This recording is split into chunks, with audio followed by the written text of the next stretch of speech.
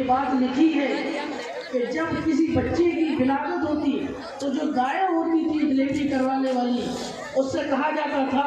کہ ایک گڈھا جو ہے وہ چارپائی کے نیچے کھود لینا، اگر بچی کی ولادت ہوتی ہے تو وہیں دفن کر دینا، ہمیں بتانے کی ضرورت نہیں ہے کہ بچی کی ولادت ہوئی ہے۔ ہاں اگر لڑکی کی ولادت ہو تو تمہیں ہمیں بتانا، ہمیں خوشی ہوگی، مسرت ہوگی۔ یہ حال تھا عورتوں کا، صنف نازک کا۔ اور عرب نہیں بلکہ وہ قومیں جو اپنے آپ کو ترقی یافتہ قومیں کہتی ہیں،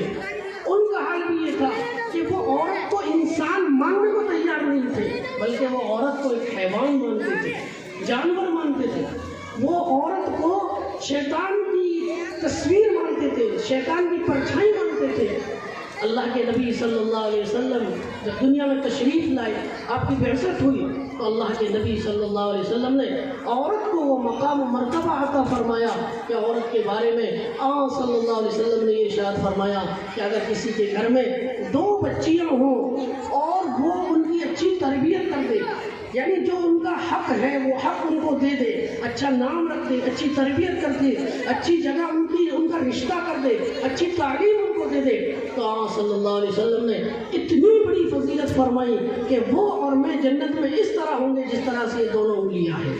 اتنا بڑا مقام و مرتبہ صنف نازک کو، عورت کو، خواتین کو اللہ کے نبی صلی اللہ علیہ وسلم نے عطا فرمایا۔ اور اس سے بڑی فضیلت عورتوں کے لیے کیا ہو سکتی ہے کہ صلی اللہ علیہ وسلم نے ارشاد فرمایا کہ جو جنت ہے وہ جنت اللہ نے ماں کے قدموں کے نیچے رکھ دی ہے۔ الجنت تحت اقدام امہاتکم، جنت ماں کے قدموں کے نیچے ہے۔ تم ادھر ادھر جنت کو ڈھونڈ رہے ہو، جنت تو ماں کے قدموں کے نیچے رکھی ہوئی ہے۔ تم ماں کی خدمت کر، اس کے مقام کو جان، اس کے مرتبے کو جان، اس کی عزت کر، اس کا احترام کر، اس کو پلکوں پر سجا۔ تیرے لیے جنت اللہ نے ماں کے قدموں کے لیے رکھ دی ہے۔ یہ مقام و مرتبہ اللہ کے نبی صلی اللہ علیہ وسلم کی ذات اقدس اور آپ کی برکت سے عورت کو یہ مقام و مرتبہ ملا۔ میری بہنوں اور ماؤں، اللہ کے نبی صلی اللہ علیہ وسلم دنیا میں تشریف لائے، آپ کو وہ مقام عطا فرمایا، وہ مرتبہ عطا فرمایا جو مقام و مرتبہ کبھی حاصل ہو نہیں سکتا تھا۔ یہ مقام و مرتبہ اسلام کی برکت سے ملا ہے، یہ مقام و مرتبہ اس دین متین کی برکت سے ملا ہے۔ اللہ کے نبی صلی اللہ علیہ وسلم دنیا میں جب تشریف لائے، اللہ نے آپ کے اوپر قرآن نازل فرمایا، اور پھر آپ کو یہ کہا گیا کہ ہم نے وہ نبی بھیجے ہیں جو نبی پوری دنیا کو ظلمتوں سے، تاریکیوں سے، گمراہیوں سے نکال کر ہدایت اور روشنی کی طرف لائیں گے۔ وَالَّذِي أَرْسَلَ رَسُولَهُ بِالْهُدَىٰ وَدِينِ الْحَقِّ لِيُظْهِرَهُ عَلَى الدِّينِ كُلِّهِ وَكَفَىٰ بِاللَّهِ شَهِيدًا۔ یہ وہ نبی ہے جن کو اللہ نے ہدایت دے کر بھیجا ہے، اور یہ وہ نبی ہے کہ جس ہدایت کو، جس دین کو یہ لے کر آئے ہیں، وہ دین ایسا دین ہے جو تمام ادیان پر، تمام مذاہب پر غالب آ جائے گا۔ کوئی مذہب، کوئی دھرم، کوئی دین اس کے سامنے ٹک نہیں پائے گا، رک نہیں پائے گا۔ میری ماں اور بہنوں اور میرے بھائیوں، آج ہمارے پاس ایک تہذیب ہے، ایک ثقافت ہے، ایک کلچر ہے۔ اسلام کوئی ایسا دین نہیں ہے کہ جو پھسپھسا دین ہو، جس کے پاس کوئی گائیڈ لائن نہیں ہو، جس کے پاس کوئی رہنمائی نہ ہو، بلکہ اسلام ایک ایسا مذہب ہے، ایک ایسا دین ہے جس کے پاس مکمل ثقافت ہے، تہذیب ہے، جس کے پاس مستقل گائیڈ لائن ہے، کامیابی کی گائیڈ لائن، رہنمائیاں موجود ہیں۔ آج جو مسلمان بچے اور بچیاں دوسرے ادیان کی طرف، دوسرے مذاہب کی طرف للچائی ہوئی نظروں سے دیکھ رہے ہیں، للچائی ہوئی نظروں سے دیکھ رہے ہیں، اور حرص کی اور لالچ کی راڑ لٹکا رہے ہیں، ایسے لوگوں پر لعنت ہے، لعنت ہے۔ کیوں وہ دوسرے مذہب کی تہذیب کی طرف دوڑ رہے ہیں؟ کیوں وہ دوسرے مذہب کی ثقافت اور کلچر کی طرف اور تہواروں کی طرف دوڑ رہے ہیں؟ الحمدللہ ثم الحمدللہ، ہم جس دین کو مانتے ہیں اس دین میں مکمل رہنمائیاں موجود ہیں، اس دین میں مستقل ایک ثقافت ہے، ایک کلچر ہے، ایسا کلچر اور ثقافت جو پوری دنیا کو قیامت تک کے لوگوں کی رہنمائی کرنے کے لیے تیار ہے۔ میں بات عرض کر دینا چاہتا ہوں اس موقع پر کہ اس وقت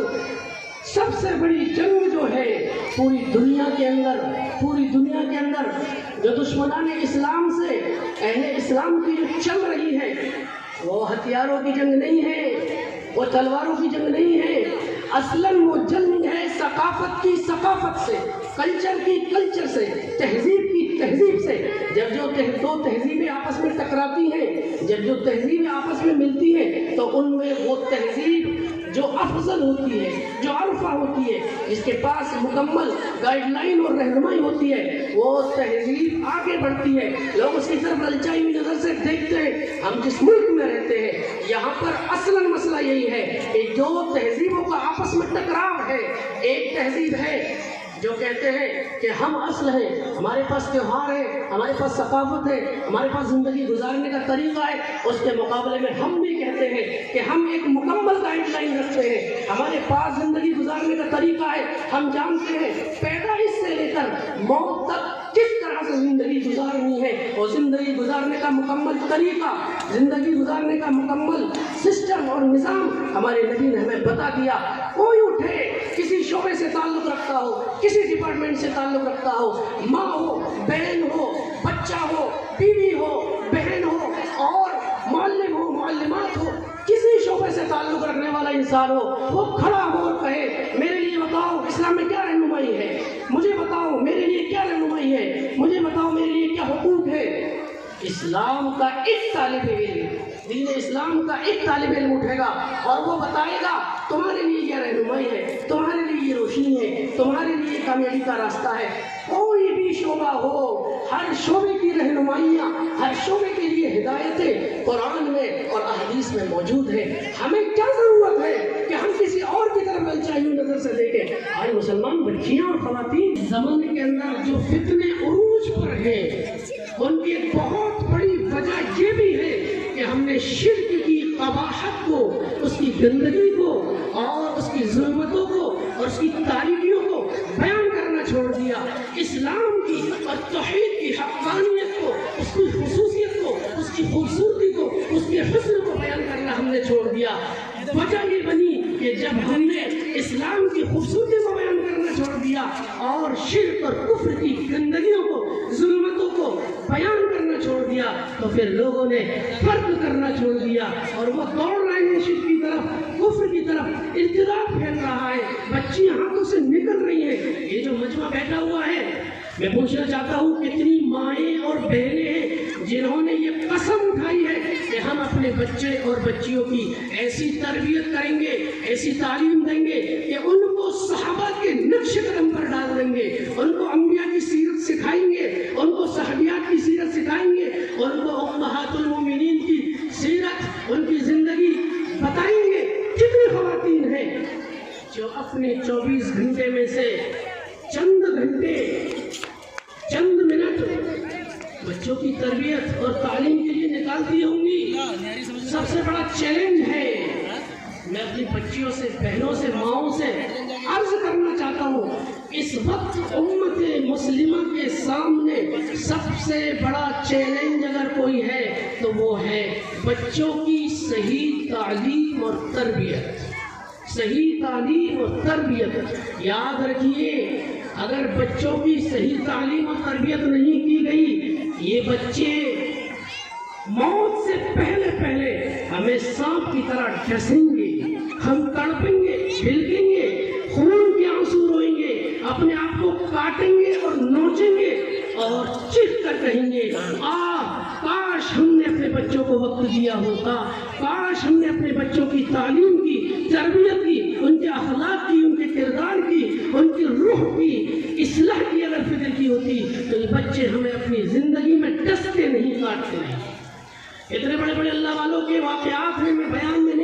میں تفصیل میں جانا نہیں چاہتا۔ وہ خون کے آنسو رو رہے ہیں، حضرت کیوں رو رہے ہیں، کیا وجہ ہے؟ آپ تو محدث ہیں، وقت کے بڑے اللہ والے ہیں، فرماتے ہیں وقت کا محدث کیوں نہ روئے، وقت کا محدث کیوں نہ روئے جس کا بیٹا فجر کی نماز کو چھوڑ کر بستر پر پڑا ہوا ہو۔ جب بچوں کی تعلیم اور تربیت، ان کے اخلاق کو سنوارنے کی فکر نہیں کی جاتی، ہم تو عام انسان ہیں، محدثین اور مفسرین کے گھروں میں شیطان پیدا ہو جاتے ہیں۔ جب محنتیں چھوٹتی ہیں تو پھر کانٹے نکلتے ہیں، جب محنتیں چھوٹتی ہیں تو پھر پتھر نکلتے ہیں، پھر بیچو بنتے ہیں، پھر سانپ نکلتے ہیں، اور جب محنتیں ہوتی ہیں تو پھر وہی سرزمین جو کانٹوں کی سرزمین تھی وہ گلے گلزار ہوتی ہے، وہاں سے خوشبوئیں مہکتی ہیں جو پورے علاقے کو معطر کر دیتی ہے۔ میری بہنوں، میں آپ سے مخاطب ہوں، آپ گھر کی ذمہ دار ہیں، کلکم راعٍ وَكُلُّكُمْ مَسْئُولٌ عَنْ رَعِيَّتِهِ، تم میں ہر ایک ذمہ دار ہے، اور قیامت کے دن تم سے تمہاری ذمہ داری کے بارے میں سوال ہوگا۔ ماں کی گود بچے کے لیے سب سے پہلا مدرسہ ہے۔ سوالیں پڑھی ہیں بزرگوں کی، بڑے بڑے اسکالرس، بڑے دنیا کے کامیاب ترین انسان، برق پلٹیے، زندگیاں پڑھیے اور کھنا لیے، ان کو بڑا کس نے بنایا اور اتنے بڑے مقام و مرتبے پر کیسے پہنچے؟ جب ان کی زندگیاں کھنگالو گے، ان کا بچپنا دیکھو گے، ان کی جوانیاں دیکھو گے، تو تمہیں معلوم چلے گا۔ جب ان کی زندگی کے برق الٹو گے تو ان زندگی کے برقوں میں جو دفن ہوئی چیز ملے گی وہ ماں ملے گی، وہ ماں ملے گی، وہ ماں ملے گی۔ کہ ماں نے ان کو اس مقام پر پہنچا دیا جس مقام کو وہ تصور نہیں کر سکتے۔ امام بخاری رحمۃ اللہ علیہ آج جن کے نام سے ہر انسان واقف ہے،